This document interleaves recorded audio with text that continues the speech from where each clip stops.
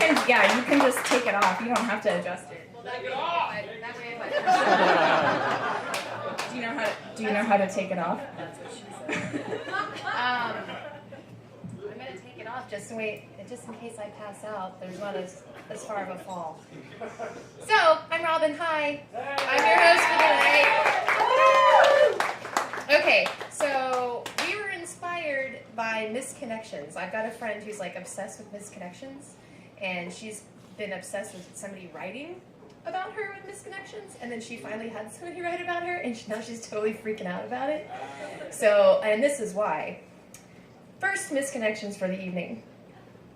To the beautiful temporary tattoo artist that rubbed one on me tonight behind Poison Girl. I have to admit, I've been longing for your touch ever since you kept smoking my full flavors over at a mutual friend's house.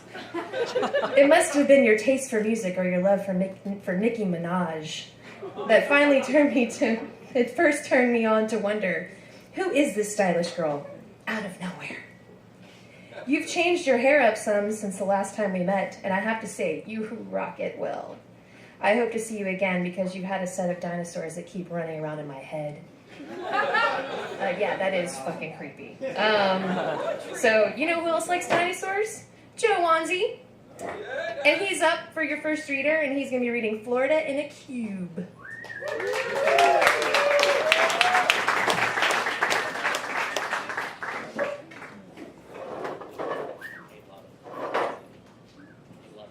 Hey guys. This story is called Florida in a Cube. Some background. Florida is a state in Southeast America, and a cube is one of those ugly box cars. They're not. Sorry. It's a turbo toaster. Turbo toaster. As I write this, I'm sitting in a luxury suite in a hotel in Orlando, Florida, watching a show about planes after spending 3 days bouncing around the central portion of this peninsula like some sort of sentient ADD pinball. I have only from Friday to Monday here, so I'm packing in as much as I can. I've only been to Florida a couple times before. When I was 18, my family and I took a trip to Destin. I got the worst sunburn of my life, and it was terrible. The following year, we went to Disney World, which was a fairly magical adventure that was interrupted by the first fist fight my father and I ever got into. So, when the opportunity arose for me to come here a third time, I had so much stuff I hadn't done before. My main reason for coming on this trip was a girl I've been talking to. She works for Accenture, a white-collar contracting company that staffs gigantic corporations with people for various top-secret projects that probably control more than a frightening share of the way the world works. The girl, who I will call Rose, is currently working for Disney on something that she can't talk about. It's kind of funny, really. Whenever she wants to tell me about work stuff or some of her work friends, she speaks really vaguely. So I have no idea what it is that she's actually doing. I try to imagine sometimes what it is that Disney could possibly keep top secret. But I'm sure the reality is far more mundane than what I think, because I think she's on a team that communicates with Walt Disney's robot consciousness that they've programmed into a massive supercomputer inside the dome at Epcot Center. My relationship with this girl is becoming strange. She's in Houston for 4 days every 2 weeks.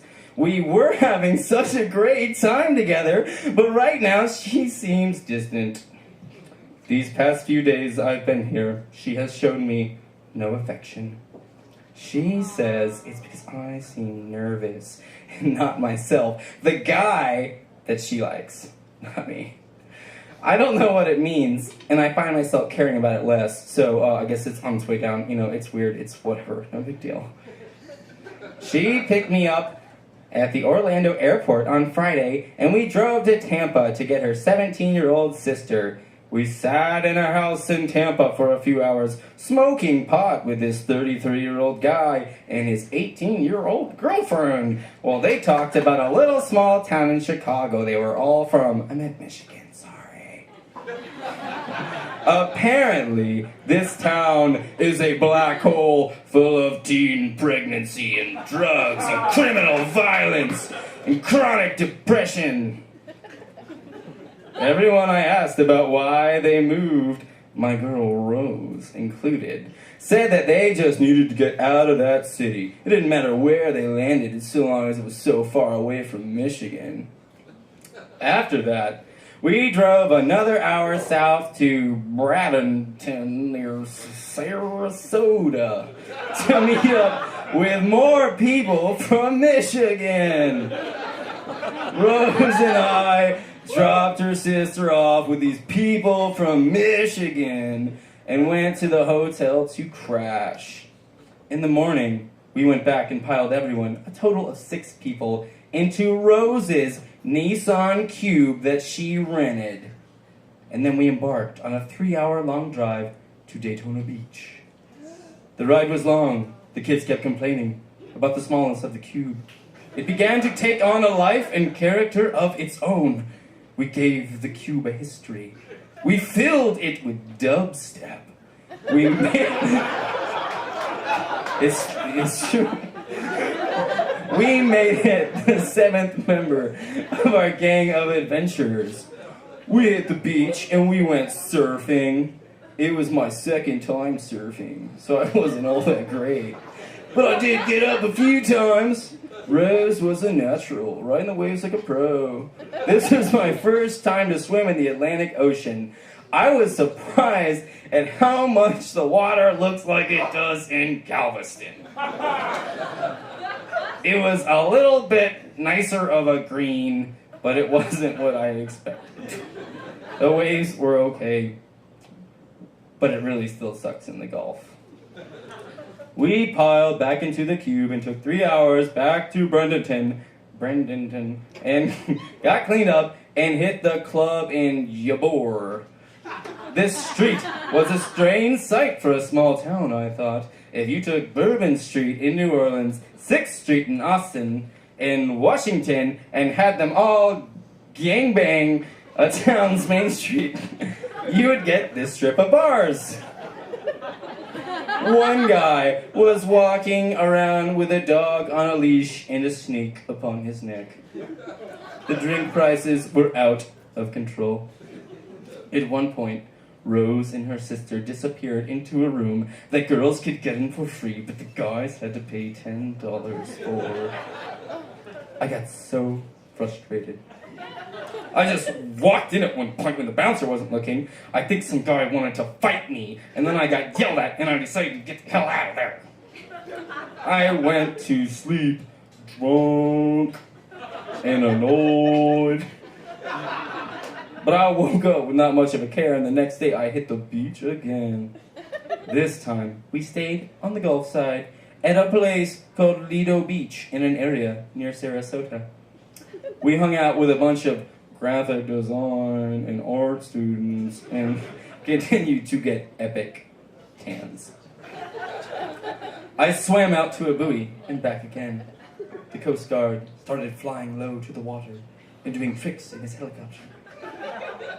After that, it was back to Orlando to check into Rose's company-supplied luxury hotel. We grabbed a shower and went to a seafood restaurant where a guy was playing keyboard and a steel drum and singing. I had some drink I can't pronounce, a mixed drink from Brazil, made with cha-cha-cha-cha-cha something I recognized from a Donald Duck cartoon. Rose and I talked about our families for a little while, and we decided that it wasn't going to work out. So, here I am. Monday morning, she's at work, I'm at the pool, I gotta finish the story. Probably jump in and swim when I'm done. Kill some time in the room before Rose's sister gets back. I go to the airport and go back to Houston. On the whole, I don't think I've had a very good time. I don't think I ever have a good time when I'm in Florida. And I don't think I'll be coming back anytime soon.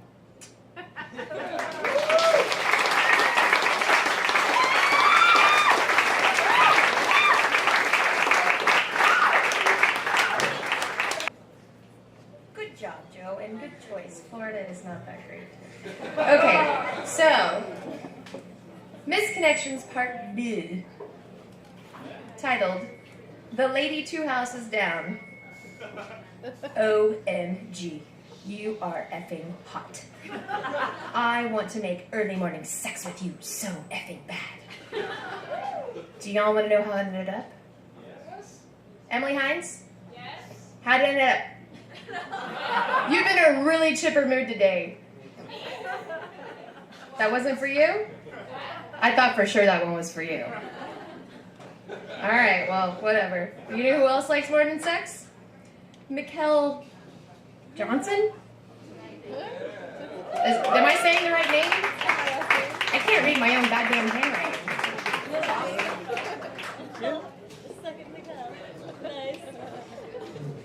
Hi. Hi.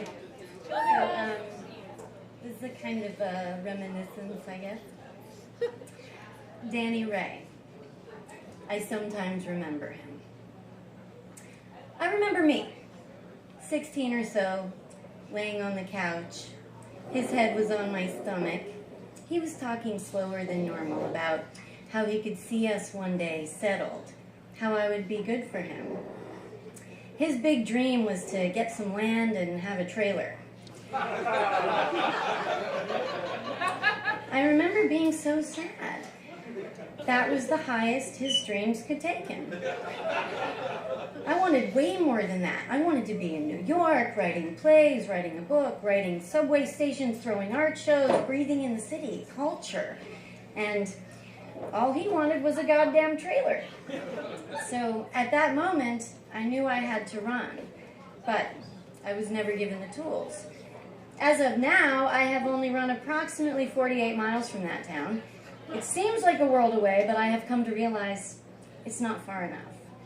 I still let that place, the stories, the memories sit on my skin and lay in my head. If I remember correctly, 2 months later, he had someone else in his truck in my front yard, yelling at me. I wasn't speaking to him since he stole a truck and he had me in it, but that's another story altogether. But I remember yelling at him for some swastika he tattooed on his throat. I slapped him, and my friend spit on him, if I remember correctly. And when I tried to get in my car and take off, he caught up in his truck. He swerved in front of me and I slammed on my brakes and hit the steering wheel. He came running out of his truck, grabbed my keys out of the ignition, threw them in the street. He started yelling and pulling me out of the window of my car.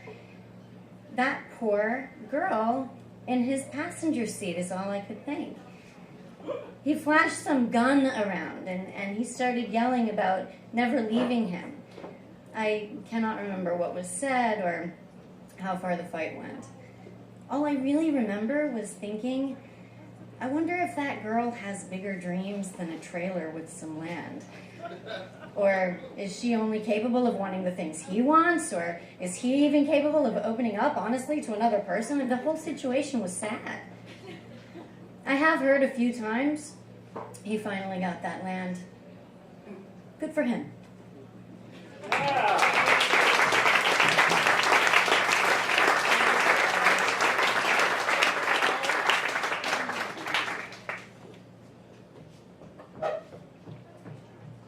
Okay. Misconnections, Part 3. Titled, Texans Number 23 Jersey. Oh, this is so gross. Okay. Hot Latin couple out after the game. Be interested in playing around with you guys. Very respectful and not pushy, but definitely interested in at least... But definitely interested in at least eating her out. That's not even the end of it. Hang on. Okay. But at least interested in eating her out as you.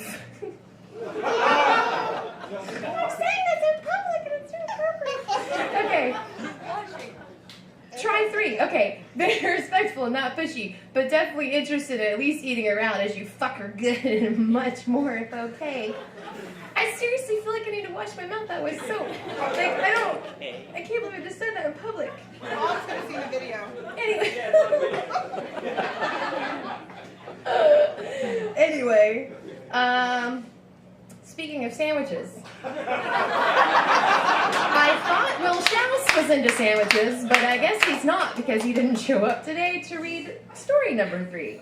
So, I'm just going to go ahead and assume that Jillian Van Zelfeden is a sandwichy kind of gal.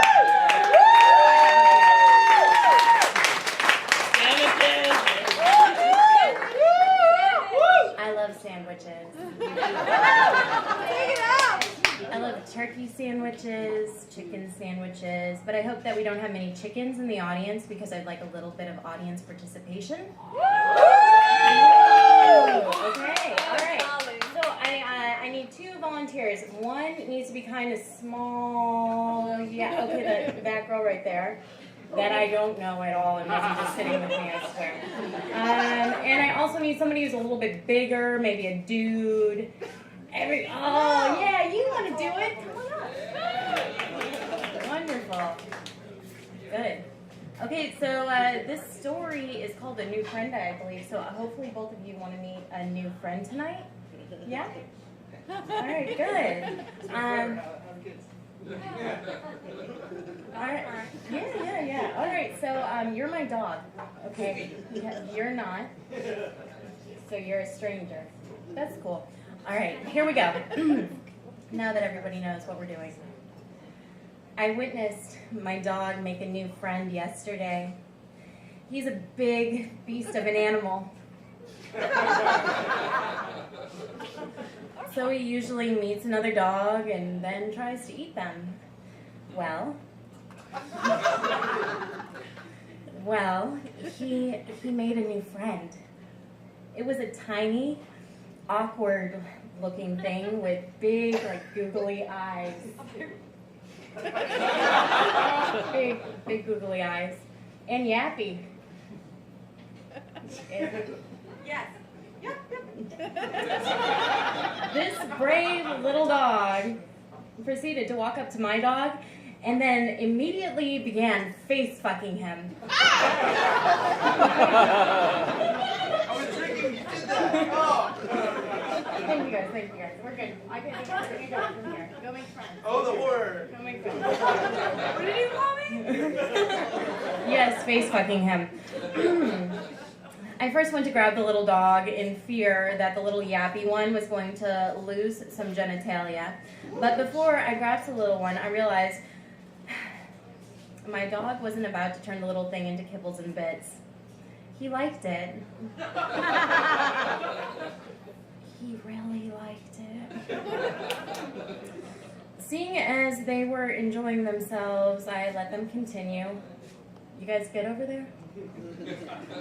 It was like some really bizarre cereal commercial where Mikey likes it, but Mikey's locked up in the back of a van and gagged. It was just so bad. But a little voice in the back of my head made me tear up and gasp, he has a friend.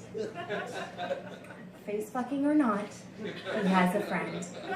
I don't think any animals or humans were harmed in the making of this story. Thanks, guys.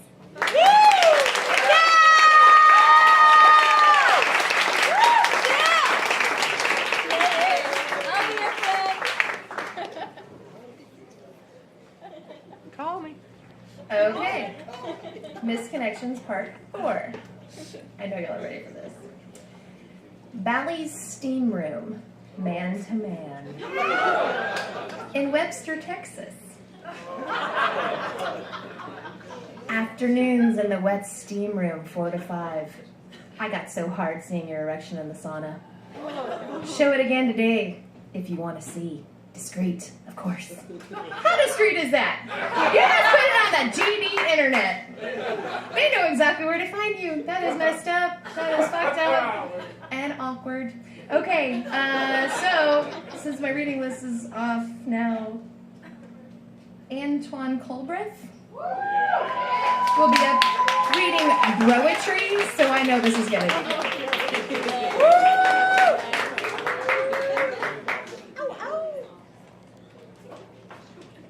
What's up, everybody? Woo! This piece is called A Gentleman. The text on my phone read, "What's up, bro?" I texted, "Banging a bitch." But when I turned to my lover and rested my head on her breast, I said, "I love you."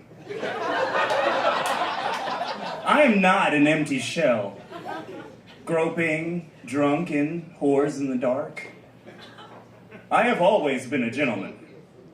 I will always be a gentleman. Only now I pretend not to be one.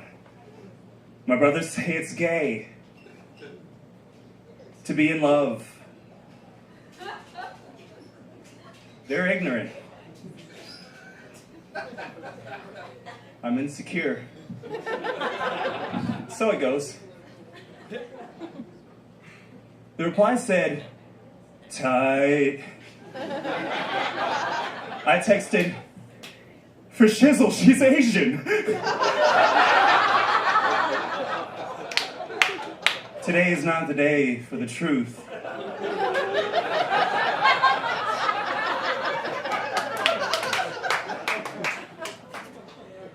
Can lies build lifetime connections?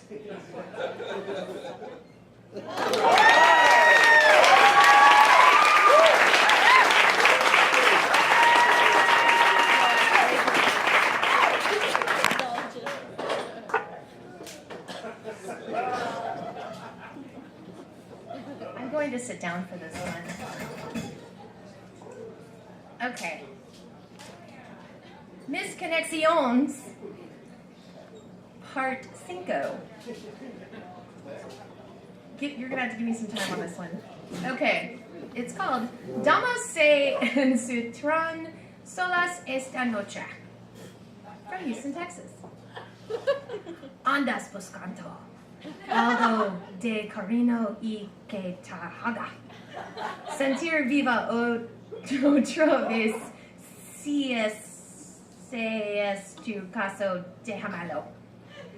I hope no one else does Spanish for me. I am murdering this. Déjamelo.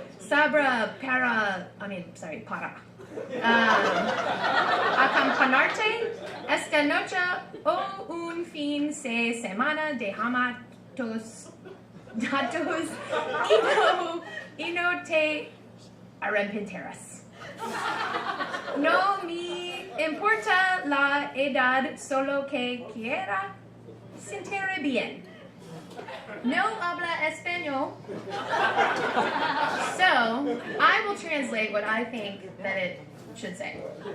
Say, girl, say. I saw you changing clothes today at the bus stop on Dunloping. Did your fries go with that shake? Cause girl, you got a butt like an onion. Make me want to cry. You should hit me up, cause I want to make your TT beep.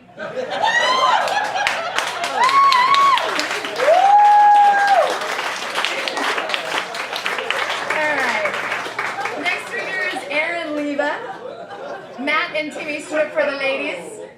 Seems about right. Oh, you're my favorite. Hey. Oh. Nice. Ow, ow. Like the lips. Wow. Call me.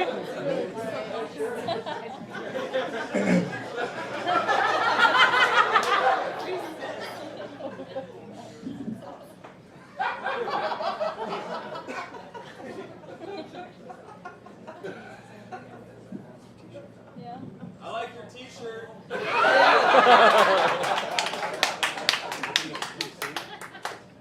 Stripping was fun. We were supposed to do it at midnight.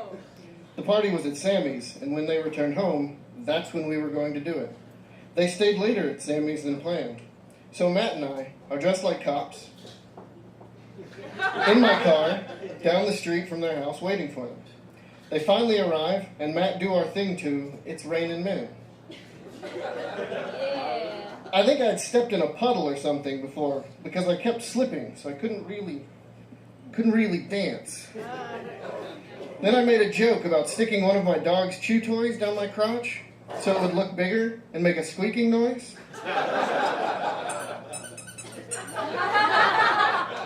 I didn't do it though. But Matt thought I did, so the entire time we were dancing, he kept yelling at me, "Squeak it! Squeak it!" I think the Bachelorette was more scared than amused, honestly. The majority of the party seemed to really enjoy it. At one point, Matt and I both tried to pull our pants off over our shoes, and they got stuck. So we did this bit where we had to help each other with our pants. And then the music stopped. And that's when it got kind of awkward. Matt and I stopped dancing and basically had to get dressed in front of the girls.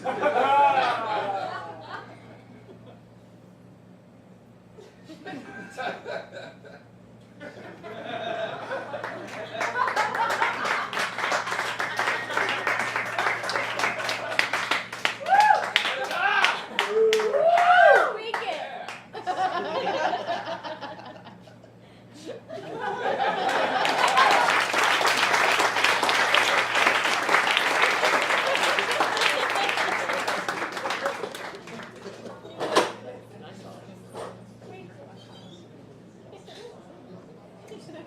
Okay, I'm back.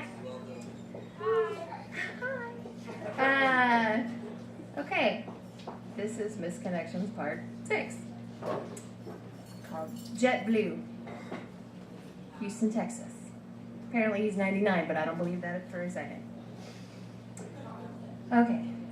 You was in row 1 by a window on JetBlue flight from NYC. You're so fine. You smell so great when you came back from the laboratory. What is wrong with this guy? He has taken perfume to a whole nother level. That is fucked up. You know who else likes porta potties? Javier Sandu. I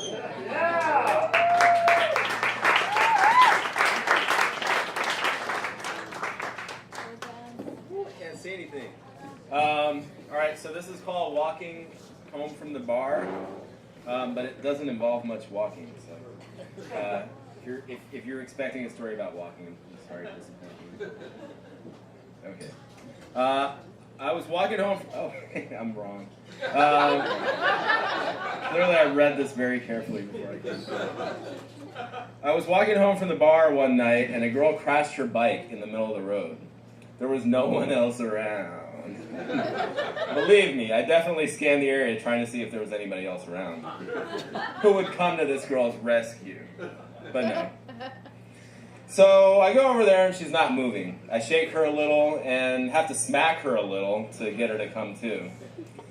I ask her if she can get up and she says no. Dear diary. She has blood all over her face. I drag her and her bike, they were all tangled up off to the side of the street. She's starting to come to at this point, and things are looking up. So when a car full of people drives by and asks if we need any help, I cheerfully respond, "No thanks, we've got it." That was a mistake.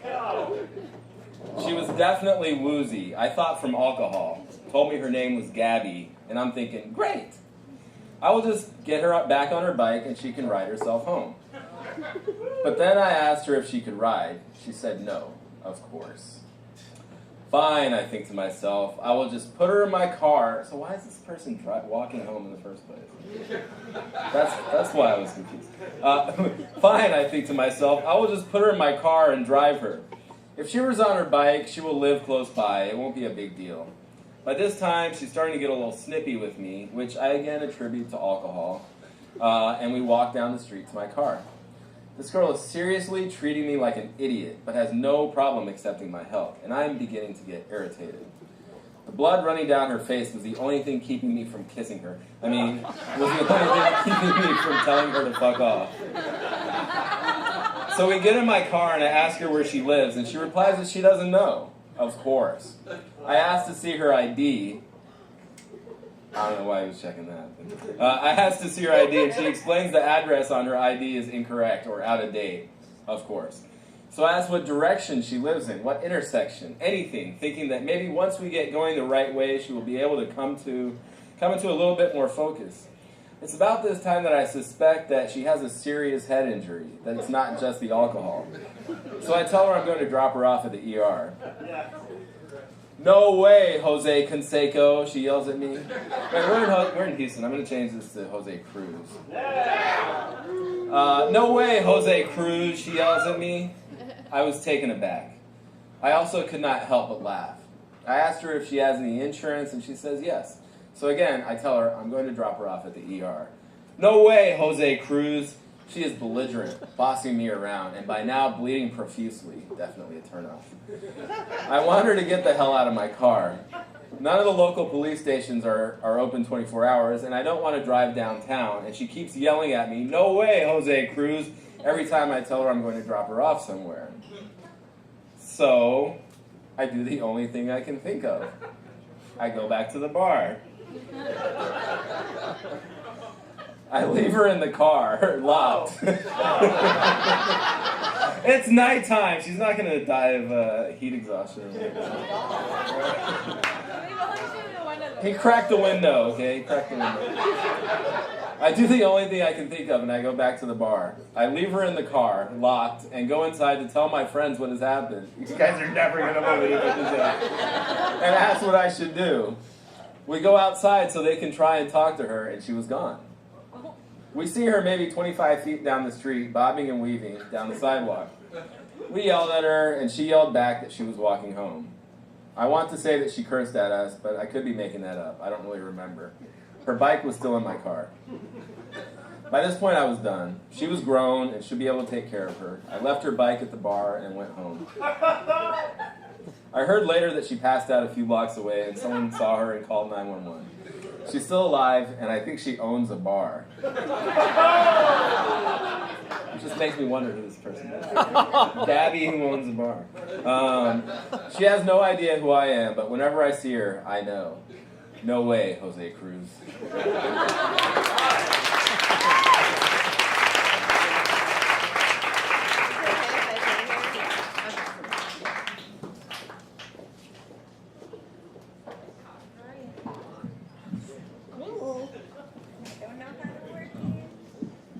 Alright, so this is the last misconnections I'll put you through.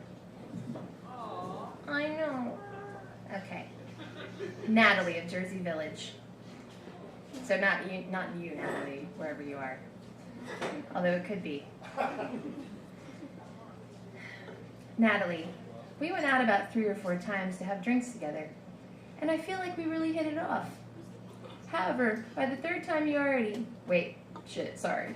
However, by the 3rd time, you'd already found a boyfriend, and I felt a tremendous amount of regret ever since.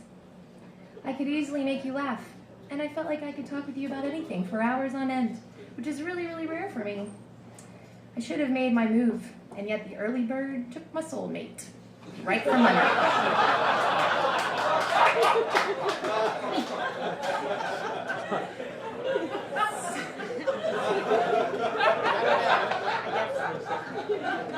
I'm still going to use that. Still thinking of you very often. And I settle with the thought of dying alone. And where he ends it there, but I would like to say that he'll probably settle with sneaking into her house, putting on her underwear, face fucking as of earlier, her pillow, I don't know, whatever.